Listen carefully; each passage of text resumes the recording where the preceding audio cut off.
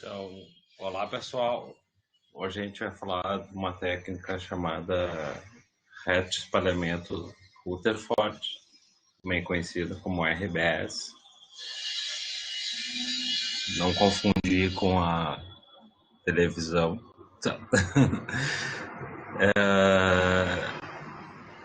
Ela basicamente nos permite uma série de análises, como análise química quantitativa elementar, determinação de concentração de elementos, determinação de espessura de filmes finos, análise de fusão, entre outras. Para mais informações, eu recomendo o Shu, que está ali embaixo. Os capítulos 2 e 3 vão dar uma boa ideia para vocês do que a gente pode fazer com ela.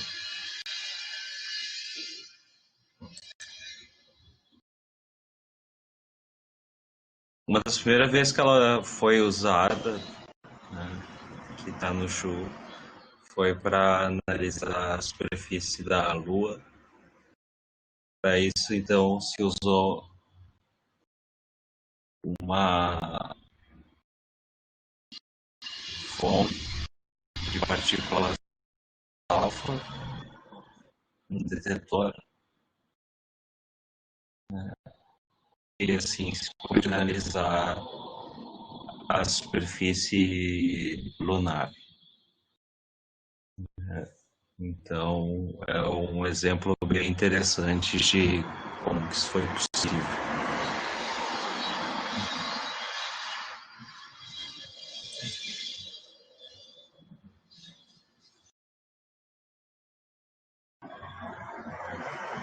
Então, se a gente pensar em termos de laboratório, isso funciona da seguinte forma, né? A gente tem uma fonte de partículas alfa, que normalmente é feita pelo nosso acelerador, que vocês já devem ter visto em outras aulas. Um colimador vai selecionar não só a energia, mas como também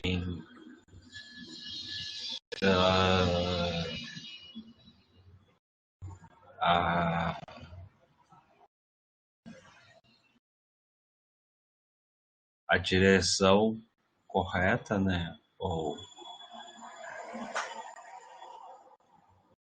digamos assim, a posição correta, e isso vai para uma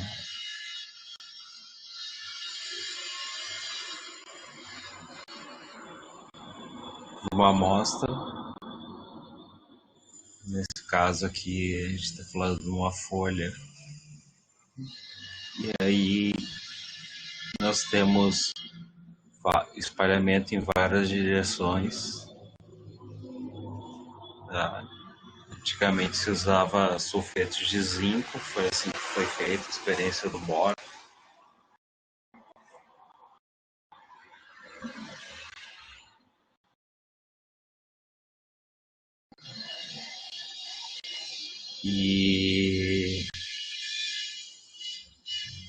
E com isso a gente daí então pode fazer a análise do material de interesse.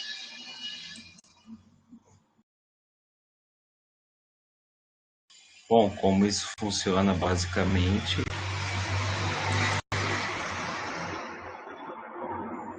nós temos uma coisa chamada fator cinemático. Isso vem lá da física 1, então é uma coisa de física, digamos, clássica. Então, nós temos a partícula incidente com uma energia e uma velocidade E0 e uma massa M1, e isso vai colidir então com um átomo de interesse chamado M2, que ele vai ter um certo espalhamento assim como a partícula M2 vai ter um certo espalhamento. Então isso envolve conservação de tudo, né? Conservação de momento, conservação de energia. Então é o que a gente está vendo aqui, né? Então, basicamente a gente vai ter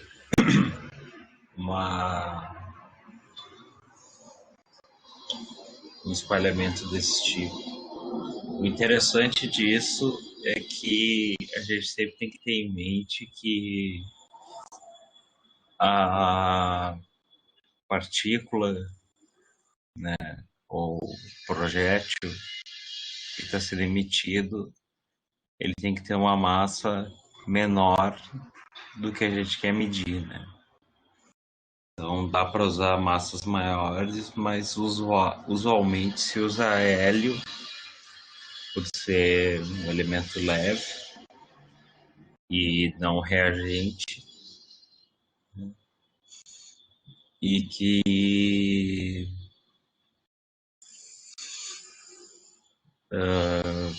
vai ter esse tipo de espalhamento com um certo ângulo que a gente vai ver em seguida o como isso é importante. Mas daí isso corresponde a essas equações.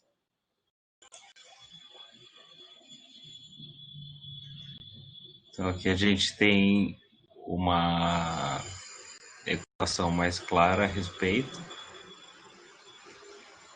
né, da razão entre a energia, a velocidade inicial e a velocidade final do projétil.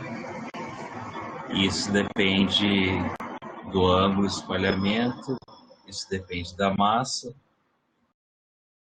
E resolvendo essa equação, eu não vou entrar em grandes detalhes, mas a gente chega numa coisa chamada fator cinemático.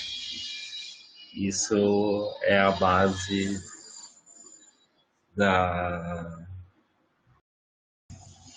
da técnica, né? O fator cinemático é a razão entre a energia medida e energia incidida. E com isso, e sabendo o ângulo com que foi medido, a gente consegue determinar então qual que é a massa do elemento medido. Então, esse é o primeiro ponto, né? A gente consegue determinar qual elemento a gente está medindo. Esse é o ponto base da técnica de RBS, né? A gente determinar, então, a, aquilo que eu falei anteriormente, que é a análise química quantitativa elementar. Certo? Então, como a gente conhece o ângulo que a gente está medindo, e a gente conhece a massa incidente, a gente consegue determinar, então, a massa do elemento que foi medido.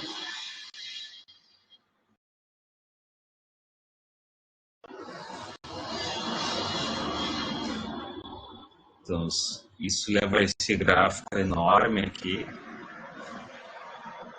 mas basicamente o que a gente tem aqui é o ângulo em função do fator cinemático, né? A gente vê que ele é mínimo para 180. Então, em 180 que a gente tem o espalhamento máximo. Se vocês olharem aqui, né? Em 180, esse fator aqui vai para 0, esse fator aqui vai para 1, Então a gente tem uma melhor análise, né? Ou pelo menos tem uma análise mais precisa, vamos colocar assim, certo?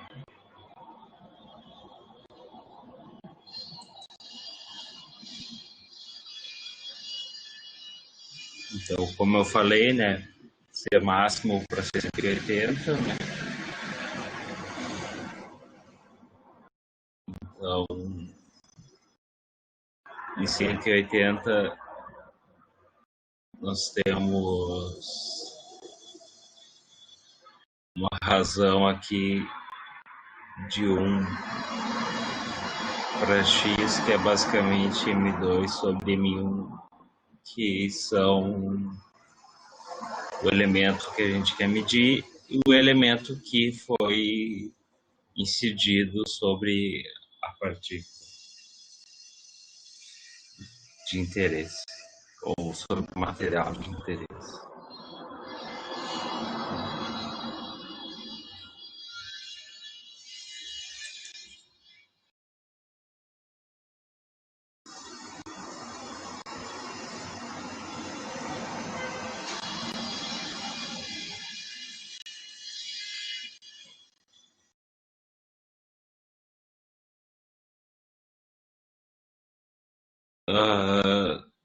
Um problema que pode aparecer quando a gente usa essa técnica é que a gente não consegue separar as massas de forma segura. Então, uma maneira dessas é aumentar a diferença entre as massas. Então, vamos supor que nós queremos medir, vamos supor,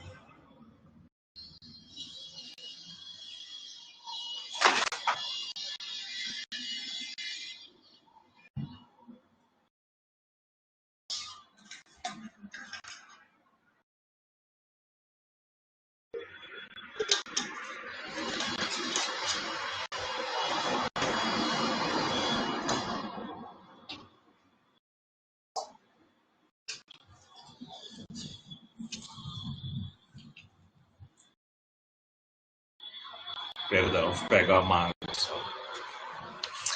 Vamos supor que a gente quer medir carbono sobre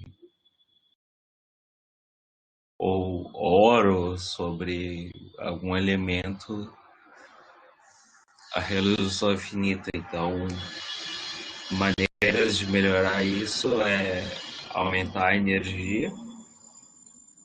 Isso aumenta a separação de massa, aumentar o projétil incidente. Então, se a gente quer medir, por exemplo, elementos que estão muito próximos, uma maneira é, ao invés de usar hélio, que é o usual, é usar outros elementos, como carbono, como íon incidente, e principalmente medir o mais perto de π, né, de 180 graus, que nos permite, então, essa separação em massa.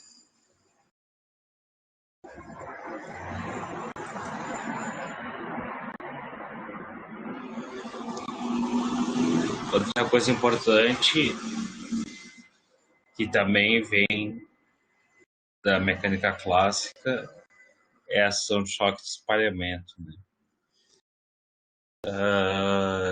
Sem entrar muito nas equações, a ação de choque de espalhamento ela depende do tamanho do átomo. Então, se a gente pensar assim, ouro, né? O ouro tem um elemento relativamente grande. Se a gente pensar em, sei lá, oxigênio, ele tem um elemento relativamente pequeno em relação ao. Então, quanto maior for o elemento, maior vai ser a seção de choque de espalhamento. Isso tem uma relação direta com o tamanho dele. E isso está expresso aqui na densidade do alvo. E, obviamente, na espessura do alvo, né? Então, se eu estou medindo algo que é especificamente ouro, isso vai dar um valor diferencial muito grande, né? Como isso é diferencial, isso vai dar um valor de choque relativamente grande. E, obviamente, você tem uma relação também com o número de partículas do detetor. Ou seja, na prática, é quanto tempo a gente fica medindo uma amostra. Né? Quanto mais tempo a gente medir uma amostra, mais estatística a gente vai ter, melhor vai ser essa relação. Mas basicamente se baseia nisso.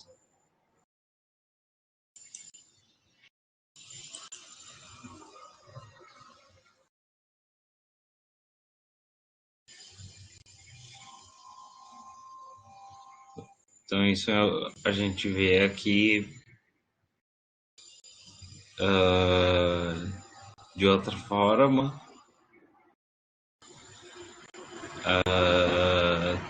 Tem um outro fator que a gente chama de ângulo sólido do detetor, né?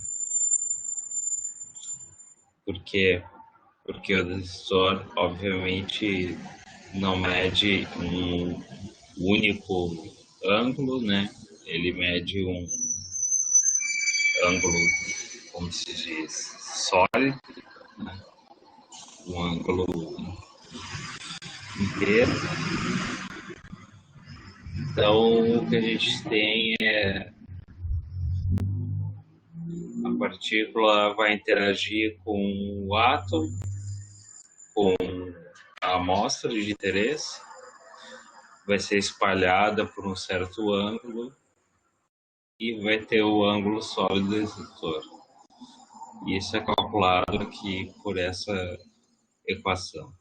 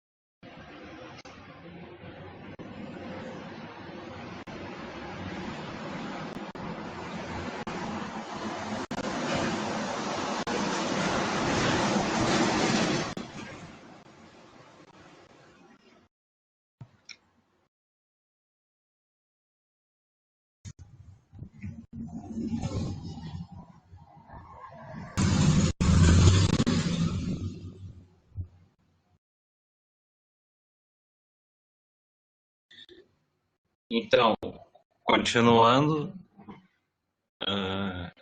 é o que falei anteriormente. Então, na prática, o que a gente tem é o seguinte: uma partícula incidente, no geral é hélio ou próton. Algumas partículas vão atravessar e algumas vão ser detectadas por um detector num certo ângulo. Então, o que a gente vai ter? O número de partículas detectadas ser proporcional ao número total de partículas incidentes, ao número de átomos por área, seção de choque e ângulo sólido. Então, isso gera essa equação aqui, que nos dá uma ideia, né, do que a gente tem. Isso seria a forma, como é que se diz, analítica de fazer. Na prática, não é assim que é feito, né?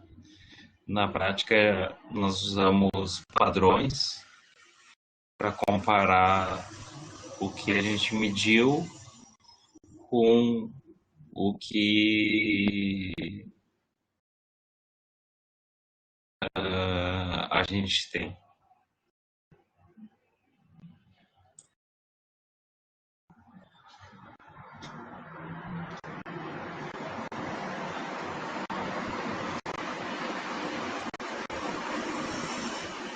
De novo, não vou entrar exatamente nas equações, eu só quero mostrar alguns fatores importantes, como, por exemplo, vocês veem que aqui tem o E, né, que é a energia incidente, Então, quanto menor ele for, maior a sensação de choque.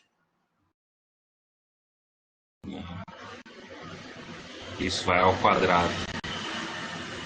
Então, quando a gente quiser medir elementos mais leves, o interessante é diminuir isso.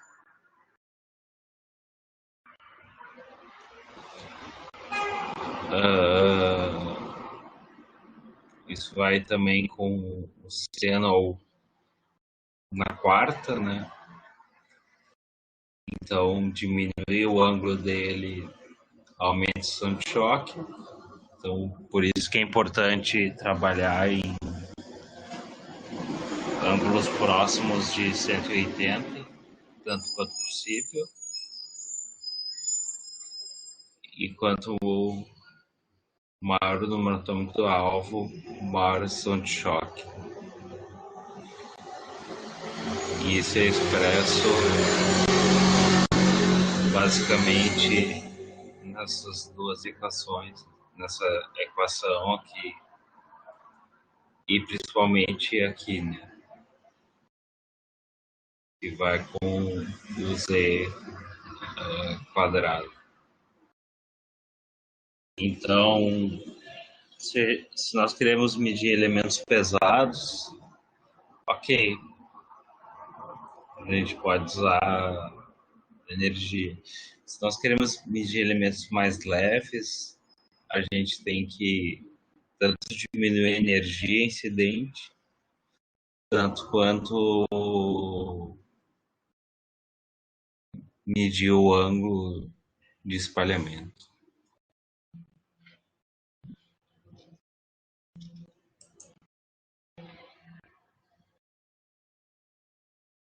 Isso aqui eu já mostrei.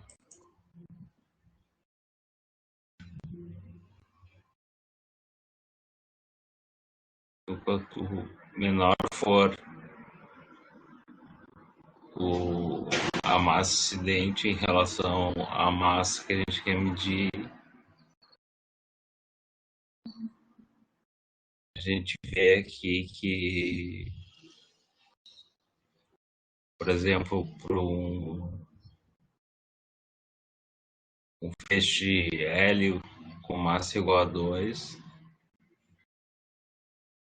ou para um zigoto igual a 1,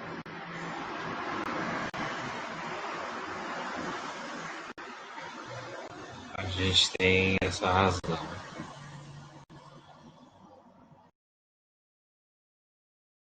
A ação de choque é proporcional ao z quadrado do alvo. Então, para projéteis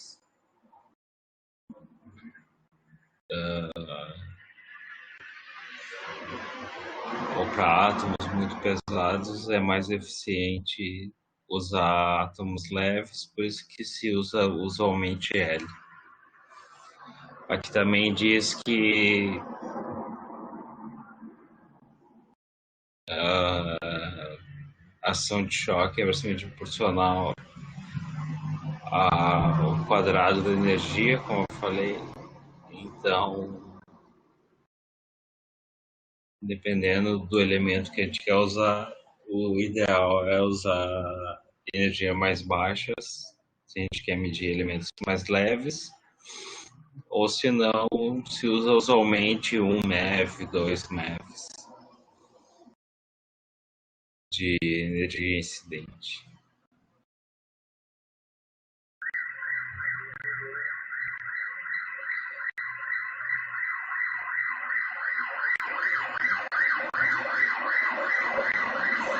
E finalmente, o X é proporcional à quarta potência do seno para massas menores. Isso depende rapidamente do ângulo. Então, novamente, isso é muito importante para a gente usar ângulos mais próximos do reto espalhamento. Por isso se chama reto espalhamento Rutherford.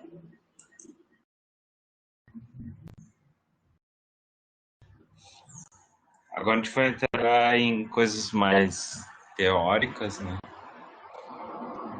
Como, por exemplo, você deve ter visto, mas a perda de energia é basicamente incidir sobre uma certa espessura e medir qual é a variação da energia.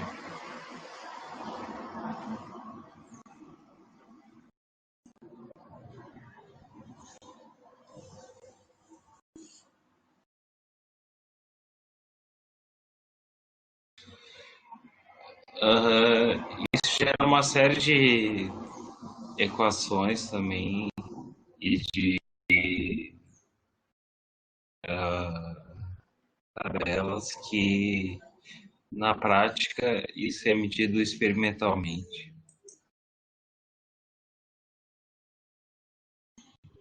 né?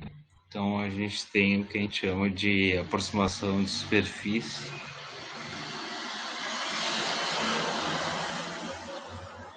onde é zero é menos o dx ou e menos e zero é menos é o dx invertido.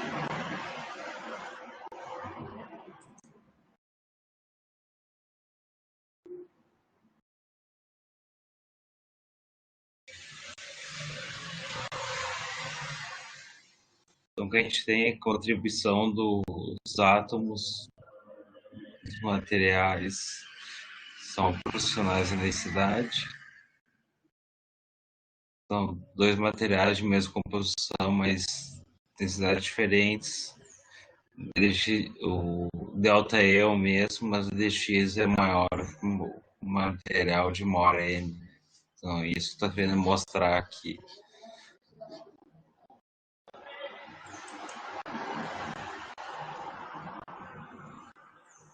Então, vamos ver aqui.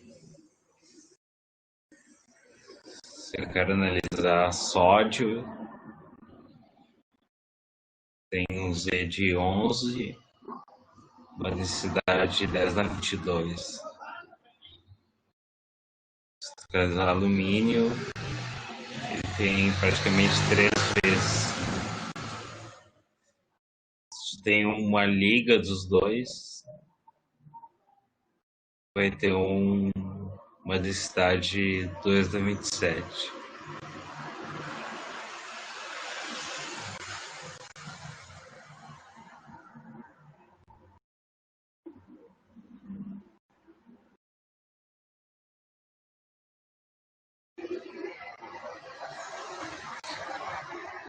É mais ou menos isso que está mostrado nesse gráfico complicado, né? Aqui é o número atômico, aqui é a energia que a gente usa. A gente tem esses vales, mas de forma geral isso aumenta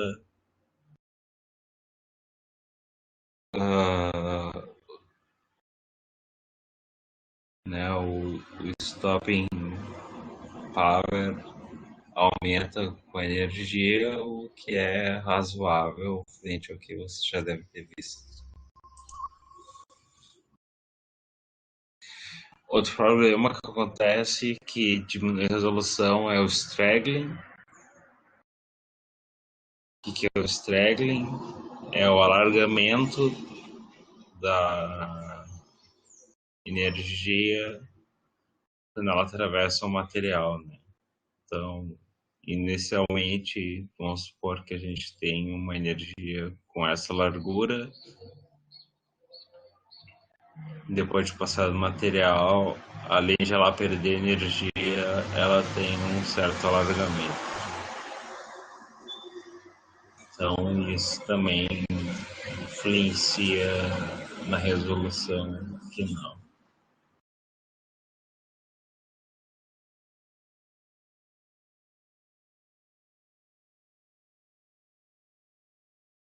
Então, aqui está o straggling para o hélio, para diferentes números atômicos. Vocês veem que ele aumenta razoavelmente conforme aumenta a massa. Então é algo que também tem que ser levado em conta quando se faz esse tipo de análise.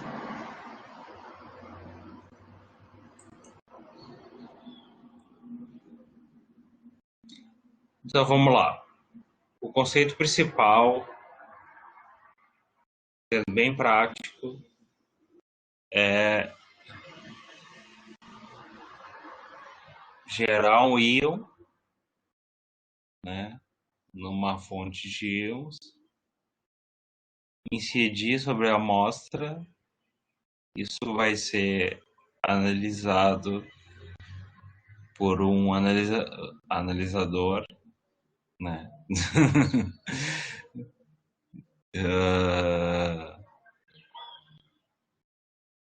E finalmente a gente vai ter uma resposta. Então se trabalha entre 1 MeV, 2 MeVs, e a corrente incidente está entre 10 e 100 nano.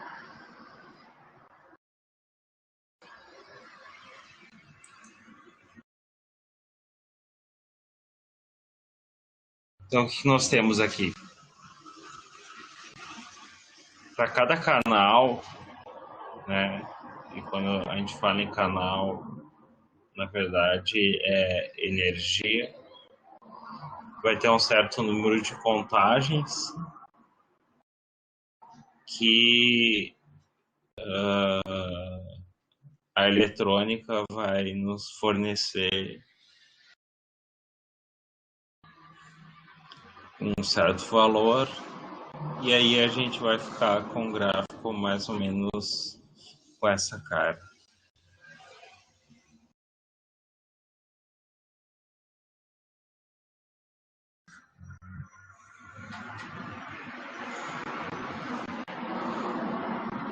Então, como eu falei, todos os parâmetros são conservados. A partícula ionizador vai para o amplificador, vai para o multicanal e o sinal sai aqui. Então a gente tem esse tipo de arranjo.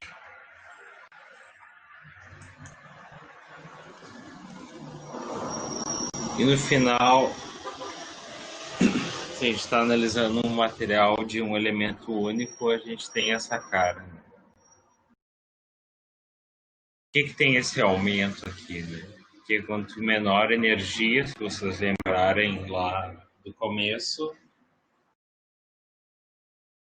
menor é a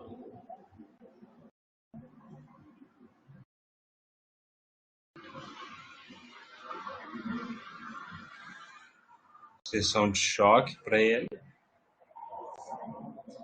E sendo assim, o número de contagens aumenta, né? Então, o material de um elemento único vai ter essa cara aqui. Isso aqui seria, então, um espectro de um elemento único e que lá em cima, né, vai ter essa cara, e aqui ele vai ter essa que a gente chama de altura de superfície, né? Que seria basicamente uma forma de determinar qual que é a espessura do material.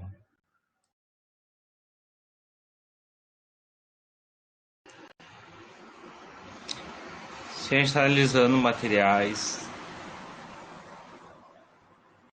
que são compostos, né, a gente pode trabalhar com a escala de profundidade, com essas equações, né?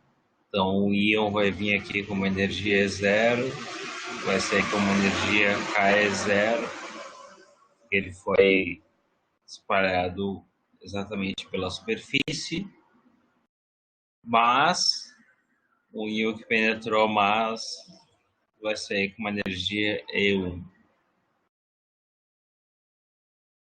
Certo?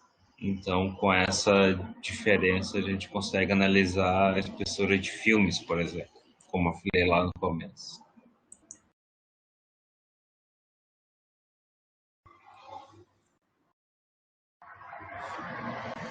Então, o que está dito aqui, né? Usando valores tabulados de DDX e executando numericamente, a gente pode achar o E e o X e, obviamente, o KE desse material. Assumindo um DX constante, isso vale para espessuras pequenas, né? Tem que ser bem lembrado disso. Então a gente pode obter isso analiticamente.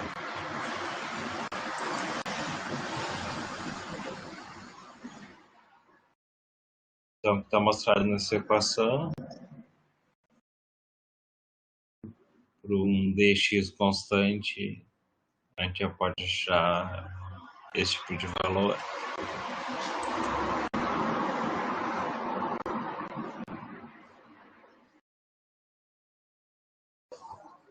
E o que a gente chega no fator de energia ou stop cross-section factor, né? Que é o quanto a energia do íon para ele penetrar e para ele sair do material, certo? Então, com isso, se eu sei a energia que ele entrou e a energia que ele saiu, eu posso saber, né, a espessura dele.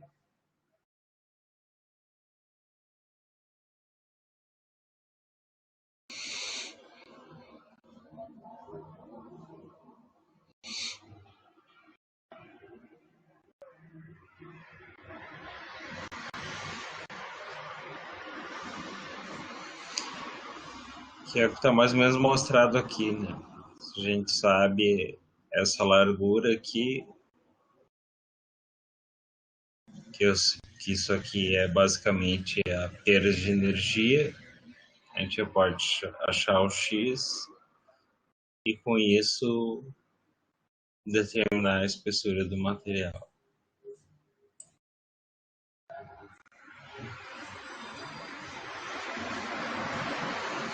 Então, tem várias formas de fazer isso, né?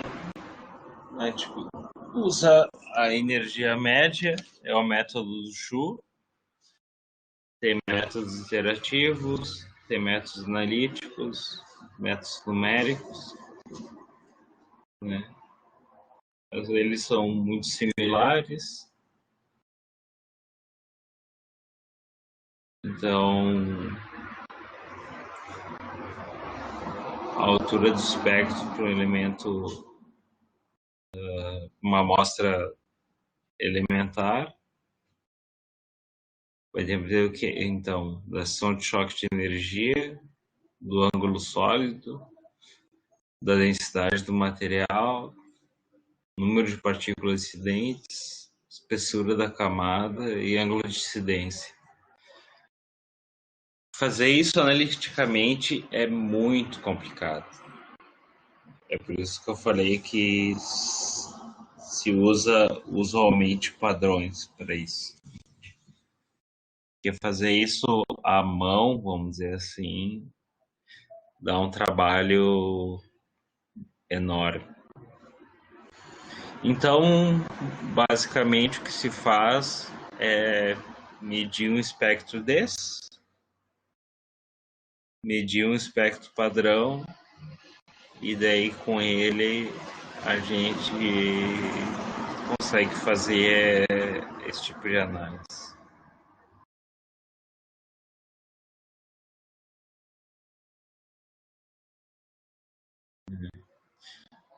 como eu disse, dá para fazer pela aproximação de superfície, né? Tu pega a partícula que foi espalhada da superfície, pega a partícula que foi espalhada por uma espessura mais profunda e tu consegue relacionar isso com a espessura do material.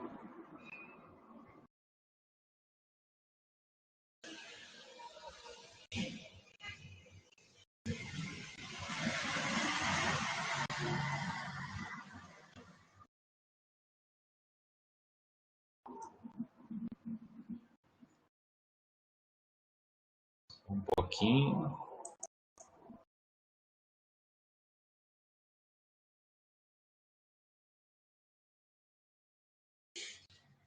Aqui está mostrada a mesma coisa, né? Aí, se o elemento for composto, a gente vai ter que levar isso em conta, mas novamente isso tem isso é muito mais facilmente feito com a espessura do material ou com padrão para determinar a espessura do material, perdão.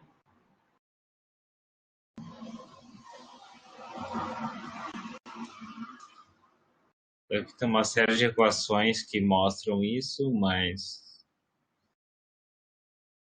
na prática a gente faz isso com os padrões.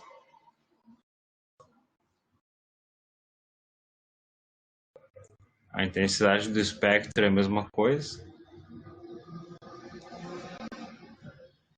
A gente tem material composto, então, por exemplo, se eu tenho silício, ouro sobre silício,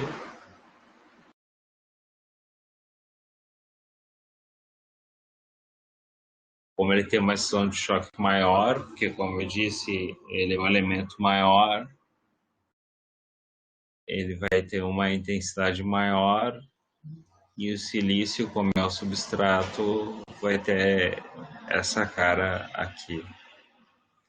Aqui nesse caso deve ser um elemento mais leve do que o silício, porque senão ele teria uma intensidade muito maior. Mas, mais uma vez, a gente pode resolver isso com os padrões.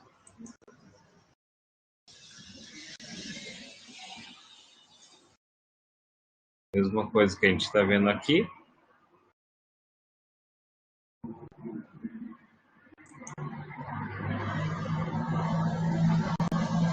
E se a gente tiver múltiplos isótopos do mesmo material, é essa cara que vai aparecer.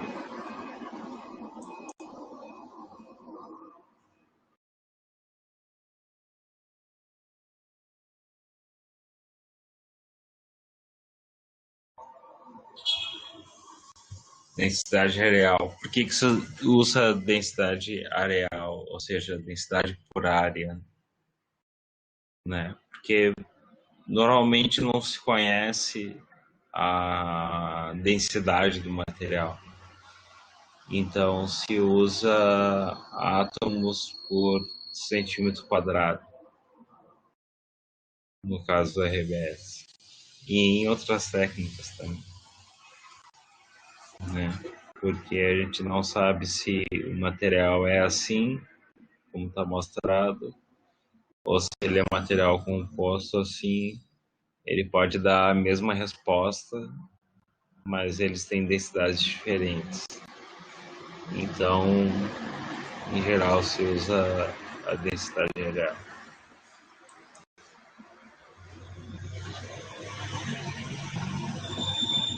E esse está expresso aqui. E é isso, pessoal. Espero que vocês tenham gostado. E qualquer dúvida podem me mandar por e-mail. E é isso, tá bom? Um grande abraço e até a próxima.